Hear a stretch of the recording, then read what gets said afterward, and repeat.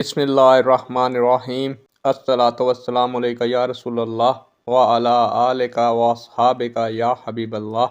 अस्सलामु अलैकुम मुअज़्ज़ज़ नाज़रीन व सामीन। उम्मीद करता हूँ कि आप सब अल्लाह के फजलो करम से ठीक हैं और अल्लाह ताला से दुआ करता हूँ कि अल्लाह ताला आप लोगों को खुश व खुर्रम रखे और आप लोगों की तमाम तकालीफ परेशानियों को दूर फरमाए। आज की वीडियो का अनवान है, अगर जमात खड़ी हो तो क्या उस वक्त सुन्नतें अदा की जा सकती हैं? उम्मीद करूंगा कि ये मालूमात आपके इल्म में इजाफा फरमाएगी और आप इस वीडियो को शेयर करेंगे, चैनल को सब्सक्राइब करेंगे ताकि दूसरे लोग भी इस मालूमात से मुस्तफ़ीद हो सकें।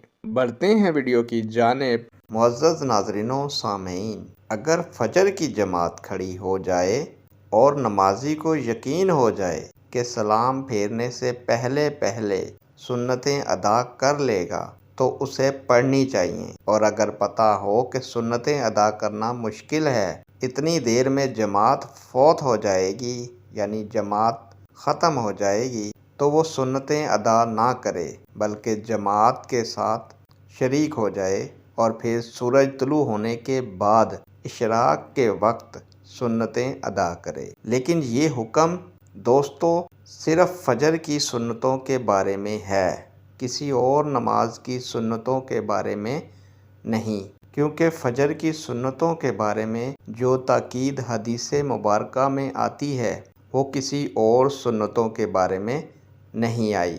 लिहाजा यकीन की सूरत में सुन्नतें अदा करनी चाहिए, वरना बाद में इशराक के वक्त अदा करें।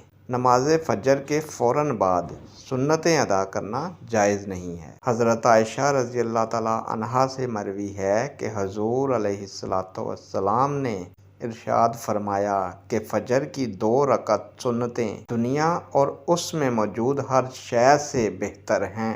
सुबहान अल्लाह। नेक दुआओं के साथ आपसे इजाज़त चाहूँगा। अल्लाह ताला आप लोगों का और मेरा हामी और नासिर हो। अल्लाह हाफिज़।